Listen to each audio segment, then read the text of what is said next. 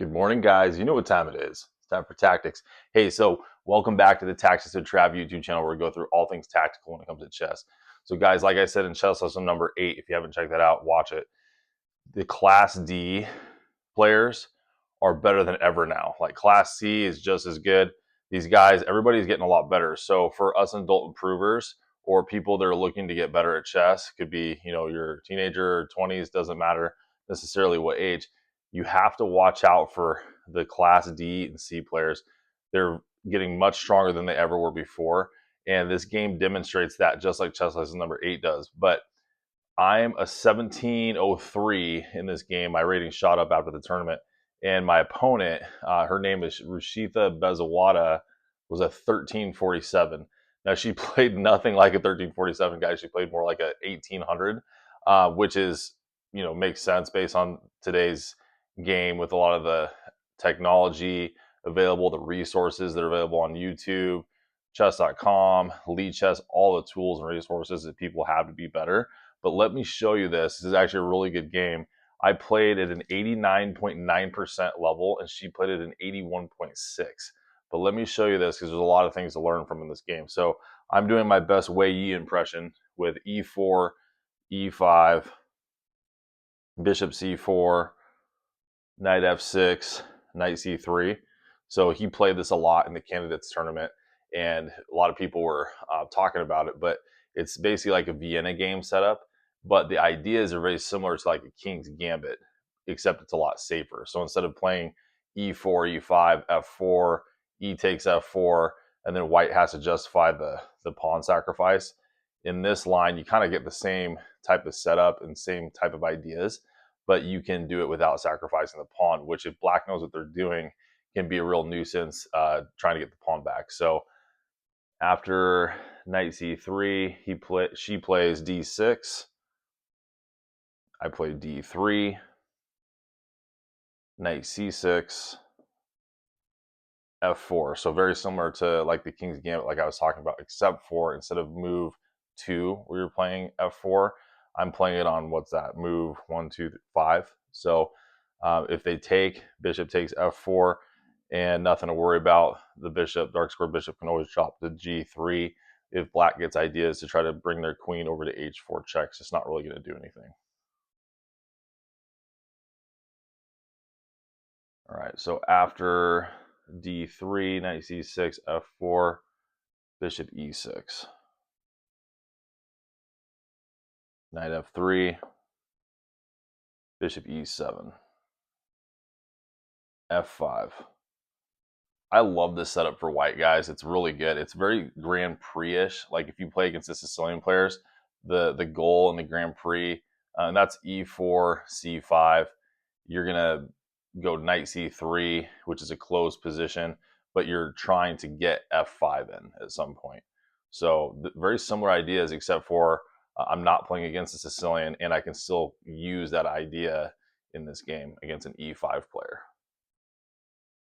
Bishop takes C4. So some of you are looking at this going, oh, that's ugly. Why would you allow that to happen? She's just, destroyed your pawn structure. And if you're going strictly by the book, yes, that's true. But with modern grandmasters and engines, like this isn't that bad, guys. Like I have 2 pawns now striking at the D5 square. So it's not necessarily a bad thing that she took and I took back, even though it looks funny. Like if you remove the pieces, I got 1, 2, 3, 4 pawns versus a nice looking connected 4 pawns on the black side. It's just not that bad. I have more central control over D5.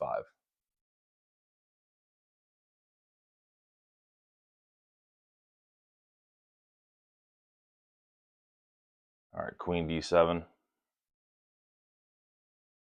Castles. And she decides to castle queenside, which I thought was actually a pretty good idea because you can tell by my structure and my setup that I'm trying to attack on the king side. Typically, you can tell what your opponent's doing based on where the pawns are pointed. So like in my case, with my pawns like this, it probably means I should attack this way. Not always the case, but she recognizes this, which is pretty good positional understanding for a 1300, a 1347, to be able to recognize that I'm probably going to come kingside. So she castles queenside to avoid the pressure that I'm going to mount this way. A3, G6, knight G5. So adding pressure to the F7 pawn, guys. So the obvious threat is what?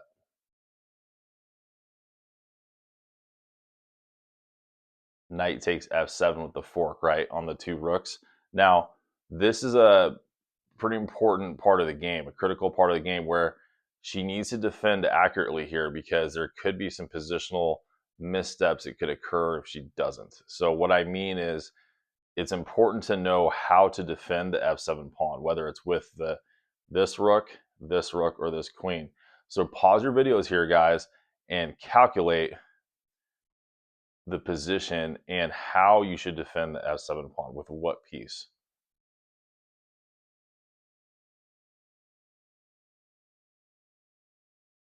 All right, you ready?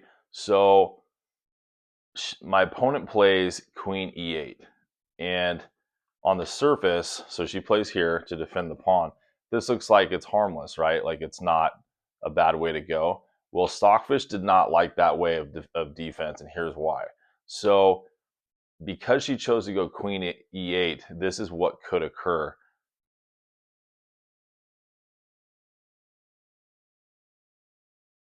F takes g6. So assuming, so she went here. Now, if perfect moves were played, this is why Stockfish does not like this move. F takes g6, H takes g6, knight d5, knight takes d5, C takes d5, bishop takes g5, bishop takes g5, knight e7, bishop f6, and rook to h5. So that's a 5-move sequence, guys. Like it literally dropped her from me being up 0.04 to me being up 1.67 just because she opted to defend this pawn with the queen. Where if perfect moves were to be played, it wanted her to defend with this rook to go here. And let me explain that. So if rook d to f8, knight d5, attacking the bishop first, and bishop to d8. So positionally speaking, things would turn out a lot better for black, all because of a decision to defend the pawn differently. So this is how critical it is to know what's going on in the position, guys. So not necessarily a tactical reason as to why defending with the queen is bad, but more of a positional reason and what's going to transpire because she chose to defend with the wrong piece. So my opponent does go queen e8, but just to show how complex chess is, you know this, I didn't see that deep either. So just wanted to cover that so you know like why it's critical. But I played b4, completely missing the positional calculation as to why queen e8 was bad to begin with. So it doesn't really matter when you're playing against other humans, unless I guess you're playing against a grandmaster or maybe a national master or higher. Maybe they would recognize that that's bad defending with the queen, but I didn't see it either. So I moved b4, and it doesn't calculate that as a blunder, by the way. So her moving here was a slight mistake, and me moving here is calculated as a miss, not a blunder. So we're not going to do the shame bell yet. G takes f5. Rook takes f5. Knight d4. Good move, attacking my rook. Rook back to f1. h6, attacking my knight, putting it to question. Knight to f3. Knight takes f3 check. Queen takes f3. Queen d7. h3. Rook d to g8. So good move by my opponent, seizing the open file, but seizing the open file with the correct rook, because she does want to keep this rook here, in case she wants to push this pawn and maybe create some sort of attack with these two rooks. So good move by her. Bishop to e3, getting my last piece into the game. Well, technically one of my last pieces. I still got to get this rook in the game. Knight to h7. Queen f5. Queen takes f5. Rook takes f5. Knight g5. King h2. a6. h4. Kicking her knight off that square.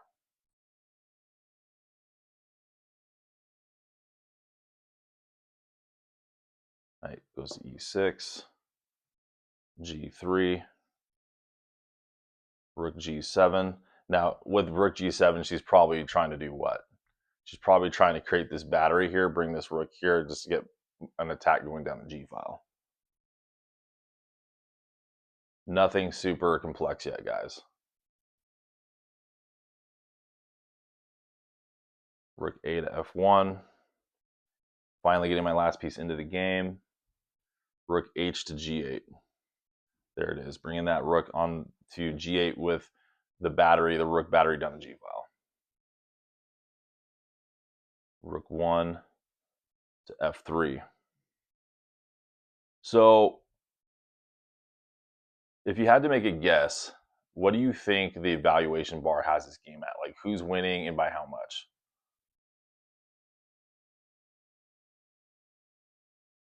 All right, guys. So white is winning. I'm winning by plus 0.92. So not that much. And this game has been actually fairly positional. There hasn't been anything super crazy or any real big mistakes made yet. There was that one slight mistake earlier. But guys, there wasn't any sort of like material disadvantage or any like game losing mistake. So that's why she's not deserving of the shame bell for that. But we get to this point in the game, guys, and my opponent's played very well, especially for a 1347. And now she makes the one real mistake in the game. So she plays f6, guys. Shame on that move. Shame on f6. So not a good move, guys. So if you ever watch Ben Feingold, GM Feingold, he always says never play f6. So this would be a situation where he's correct, because look at what she does blocking her bishop in, just from a simple positional standpoint. She blocks her bishop in with f6, and instead of f6, and with f6, guys, the reason that's bad is because it allows me to get real proactive all of a sudden. So I can go, like, pause your videos for a second. What one move, you don't have to calculate super deep, would you play as white after f6?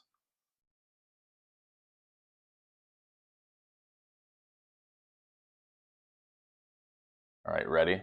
So knight d5 is a very strong move after f6, because now my knight's posted in the center of the board, real strong post. This bishop is a bad bishop now, stuck behind both these pawns. It probably needs to retreat back to d8. I have all the initiative, and then I can take on f6. Knight takes f6, bishop takes f6, rook takes f6, and I go up a pawn with a very strong position because I do control the f-file as well. So that's the reason f6 is no good. What she should have done, and I ran this through Stockfish, and the Stockfish level that I have it on, guys, is like the stronger one. So it's 3,500, so it's extra picky on all the moves. And it's going to have 20 seconds to calculate each move to get the most maximum optimal move to be played. So instead of f6, which is a big mistake, deserving of the shame bell, my opponent should have played rook to g4, which makes a lot of sense. So with rook to g4, you have to understand the position deep enough to know that she's probably not going to be able to hold on to this pawn on f7, but she's going to be able to win this pawn. So it's a common theme that I've noticed with like the engine, where if you're going to be in a positionally losing position, right? The computer doesn't have feelings. It's not a human being. It can calculate these things on spot when we can't. But there's a lot to learn from it, because It's accepting the fact of the loss of the f7 pawn because black can gain the e4 pawn and still keep a very active position, because with playing f6, she's got a very defensive position because his bishop's bad and I win the pawn and she's got no counterplay. So with g4, check out this line. So rook g4, knight d5, so still knight d5, bishop goes to d8, rook takes f7, so it just accepts the loss of the f7 pawn, and now black can play rook takes e4. So that's the difference, and it's a huge difference. It's a difference of nearly 2 points. So in just 2 moves from this, she will go down like almost 3 points because she did not play this. So move it back.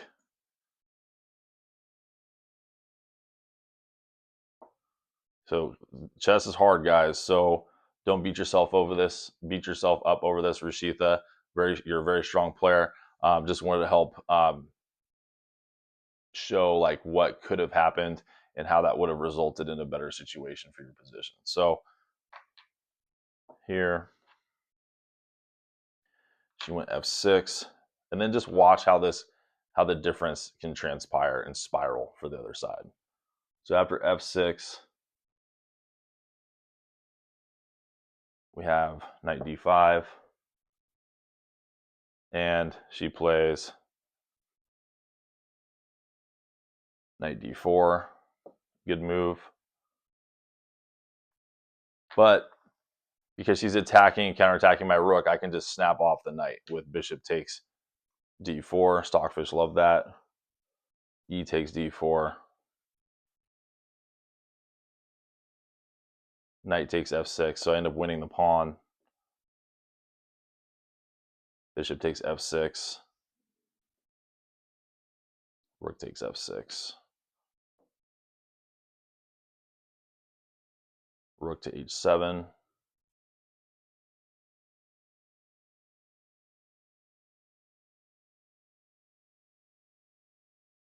Rook to d3. So I'm going after this d pawn here because it's weak, can't be defended by other pawns. Well, technically it could with c5, but if c5, b4 takes c5, and or actually what I was planning, I wouldn't do that. If she press c5, I'd just take this pawn out here with this rook. So that was my reason I wasn't afraid of c5.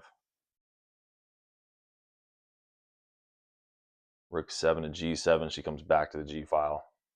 Because what she's doing is if I take this d pawn, she's just going to take this pawn. And that's a lot more critical for the position because now she has a very strong battery that's uncontested down the g file. I do not want to take this d pawn, even though, because I don't want her to take this with a strong position down an attack down the g file. But I just take the h pawn instead. Rook g4, attacking this pawn horizontally. Rook to f6. Rook takes e4.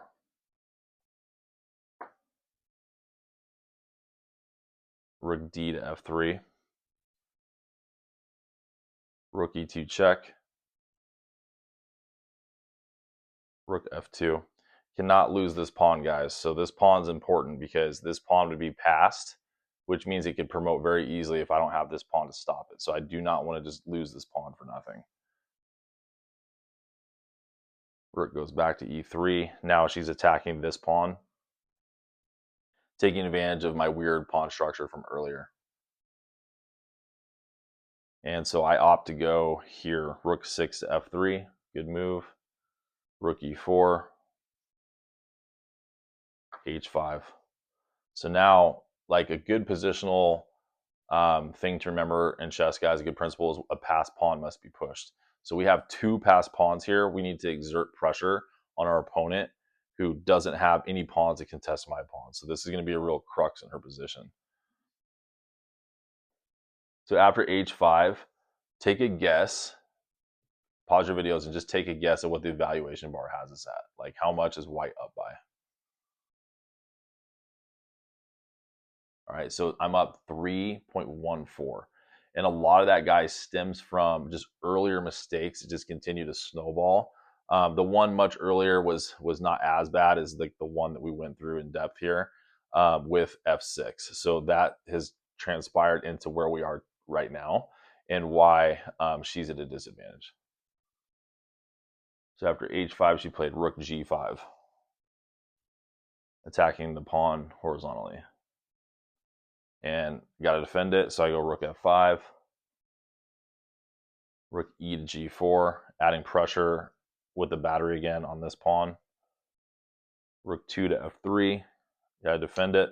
So now I have this rook defending this pawn, and this rook defending this pawn. And I have two defenders, my rook and my king, on this pawn against the two attackers.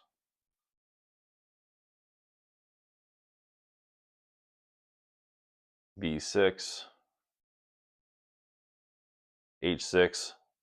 The passed pawn must be pushed, right? Rook takes F5. Rook takes F5. And Rook G8. So guys, it's just like a boa constrictor, okay? So we're playing basically positional chess here. This is Tigran Petrosian type chess. This is not usual tactics with Trav type games, but you got to have both, guys. You can't just be a tactical player. I know it's fun, super fun doing tactics and puzzles and all that, but you sometimes have to just play positionally, okay? Because your opponents do exist, and they're not just going to fall into tactical mistakes, even though you could be playing confusing chess. I tried to play that style early in the game, but she played really, really well, guys. So you're going to play against people, even in the D class, C class sections, that can play tactically. Like, they're pretty good. So you got to be able to play both. You got to have both styles.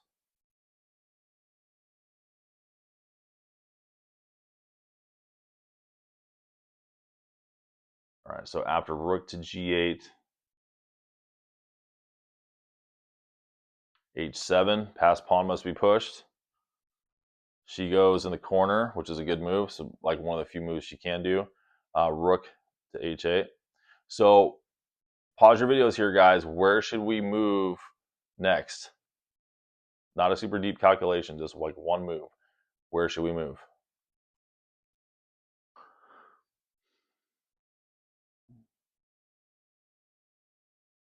All right, you ready? So the best move is rook to F7. Some of you are thinking too principally, hey, rook behind the pawn, right? You're thinking here, and then maybe marching your G pawn. It's not as good or as forcing as going rook to F7 because we also cut off the black king from coming to D7. So moving here, a rook on the 7th is always going to be a strong, not always, you don't ever want to say always in chess, but it's usually a really good idea to put your rook on the 7th as the white player, or as the black player, the rook on the 2nd file, or rank rather. So keep that in mind. And king d8. And how do we exert the win here, guys?